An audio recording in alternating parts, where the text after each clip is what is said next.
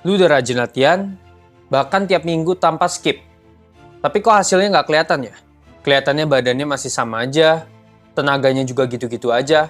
Banyak orang malah ngerasa kurang intensitas gitu ya. Padahal seringnya justru di cara latihan yang ribet. Ini cara latihan minimalis yang bisa bantu lu dapet hasil tanpa harus ngabisin waktu di gym.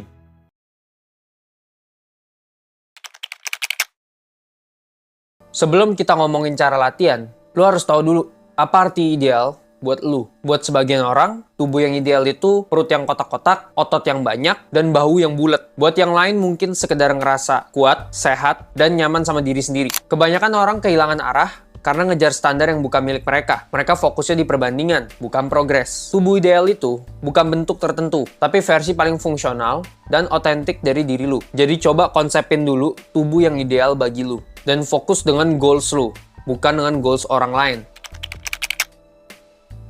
Kalian tahu ya, kalau di tren-tren sekarang, banyak banget gerakan gym yang kadang-kadang bikin kita itu bingung. Apalagi sekarang kalau di sosial media, semuanya ngajarin gerakan-gerakan yang baru dan fancy. Kayak contoh, cara targetin dada lu dalam 3 sisi. Lakukan ini untuk optimalkan bahu. Terus orang-orang mulai bilang, coba drop set, coba myo reps, dan yang lain-lain. Nah, kebanyakan orang ketika melakukan gerakan-gerakan workout yang trendy dan viral itu, mereka justru nggak dapat hasil. Jadi kuncinya di sini untuk mendapatkan hasil, itu kita harus fokus ke esensinya. Gak perlu semua alat gym itu dipakai. Kita cukup fokus ke gerakan compound. Apa itu gerakan compound? Compound itu menggunakan multi joints. Kita menggunakan sendi lebih dari satu. Contoh, kita bench press. Kita menggunakan sendi siku dan juga sendi bahu. Nah, kenapa kita mau fokus ke gerakan compound? Karena justru dari gerakan compound ini, kita langsung menargetkan otot-otot besar. Dan bahkan kita juga menargetkan otot kecil secara tidak langsung. Jadi kita ngomongnya lebih efisien lah. Ketika kita melakukan squats, itu kita nggak cuma latih quads, tapi kita juga melatih hamstring, kita melatih glutes, kita melatih bahkan lower back, dan bahkan kita juga melatih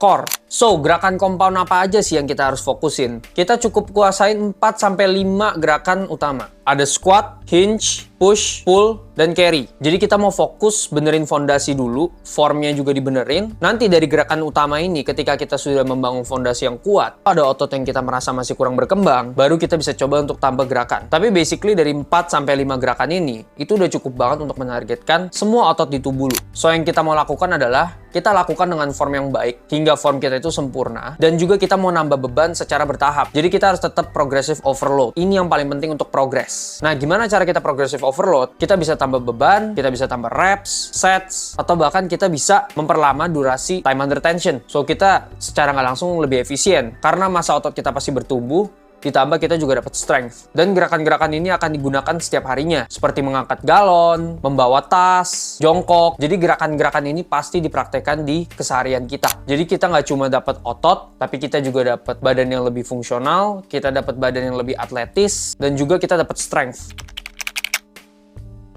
Kebanyakan orang bilang frekuensi latihan itu harus banyak untuk dapetin progres. Banyak orang yang bilang juga latihan itu harus 4-6 kali seminggu baru lu dapet progres. Ya betul, 4-6 kali seminggu itu kalau misalkan lu tujuannya memang bodybuilding atau binaraga. Kalau memang tujuan lu hanya mendapatkan massa otot sebanyak-banyaknya. Tapi di sini kita bukan mau progres otot doang. Kita juga mau progres kekuatan, kita juga mau progres kesehatan, kita juga mau progres lebih fungsional dan lebih atletis. Kalau dari gua pribadi, 2-3 kali seminggu itu udah cukup banget. Dan bahkan lu di situ malah lebih banyak progres. Kenapa juga lebih baik kita 2-3 kali seminggu? Karena kebanyakan orang ketika mereka mau mulai, itu mereka mulainya biasanya langsung banyak gitu olahraganya ya. Tapi mereka nggak konsisten. Minggu pertama mereka latihan 4 kali seminggu.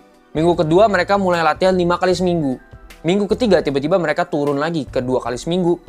Minggu berikutnya tiba-tiba mereka stop. Nah, gimana cara kita mau track progres kita kalau misalkan kita nggak bisa ikutin program olahraga kita? Itu kenapa frekuensi untuk olahraga itu harus yang bisa kita lakukan untuk jangka panjang. Karena ketika kita melakukan olahraga mungkin 4-6 kali seminggu, ada hari-hari kita sebenarnya lagi fatigue atau kita lagi sarafnya itu lagi capek. Ketika kita latihan 2-3 kali seminggu, kita punya waktu istirahat yang cukup.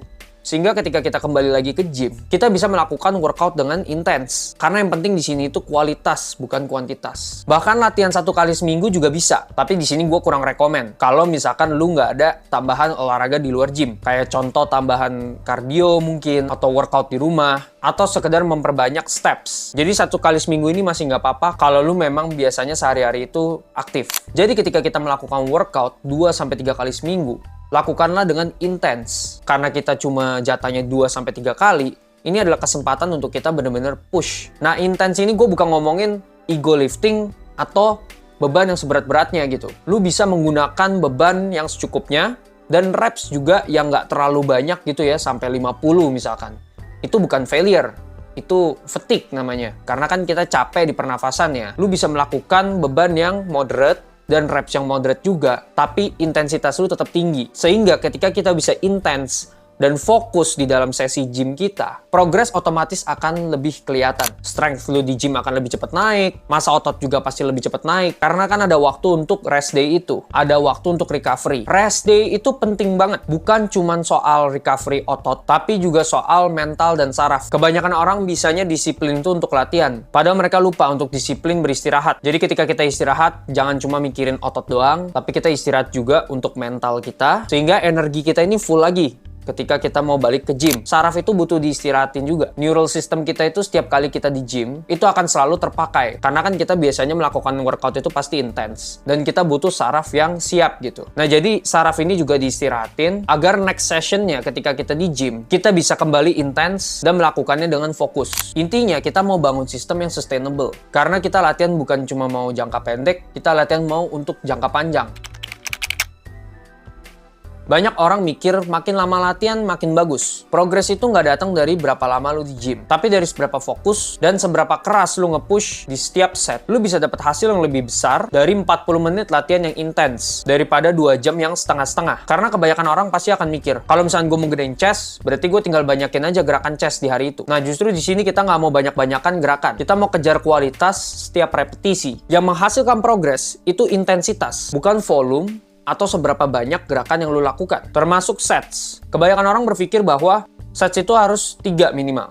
Lu bahkan bisa latihan intens dengan hanya 1 set ketika waktunya itu lagi padat atau mungkin lagi banyak orang yang ngantri di alat yang gue mau pakai. Waktu gue kan kepotong banget ya. So, biasanya gue lakuin 1 set aja, tapi sangat intens dan gue coba untuk push hampir ke failure. Nah, karena latihan intens, rest time juga jangan terburu-buru. Ambil waktu 2-3 menit untuk rest. Kalau kita cuma ngambil waktu 1 menit untuk rest, tentu latihan kita nggak akan intens, tapi yang ada cuma capek doang. Intinya, kita mau lebih fokus ke intensitas dibandingkan volume. Kalau lagi di gym, banyak orang ngejar keringetan, pump, dan juga rasa capeknya. Tapi mereka lupa progresnya itu nggak keukur. Program workout orang di sekitar itu biasanya, mereka nggak ada hari yang fix, mereka mau latihan di hari apa, gerakannya juga kadang ganti-ganti, dan beban dan repsnya itu nggak ketahuan. Jadi maksud gue catat progres latihan itu apa? Bukan cuma kita nulis gerakannya apa aja, tapi kita bisa tulis juga harinya fixnya mau hari apa. Misalkan kita mau hari Senin hari upper body, terus hari Selasa kita mau leg day. Jadi jelas gitu, harinya hari apa. Karena ketika kita bisa melakukan di hari yang fix, ini akan terjadi rutinitas. Tubuh kita akan adaptasi dengan hari yang sudah ditentukan. Sehingga kalau dipikir-pikir, ini lebih mudah buat kalian juga. Kalian nggak perlu pusingin latihan mau hari apa ya. Dan juga kalian jangan lupa untuk mencatat progres latihan kalian. Jadi dari gerakannya itu, beserta set, beban, dan reps. Jadi contoh di set pertama, kalian taruh beban kalian di hari itu berapa, dan repetisi kalian juga berapa. Sehingga minggu berikutnya, kalian tahu nih, oh beban gue segini nih, berarti gue harus naikin. Atau misalkan kalian tahu juga, oh repetisi gue masih sedikit nih,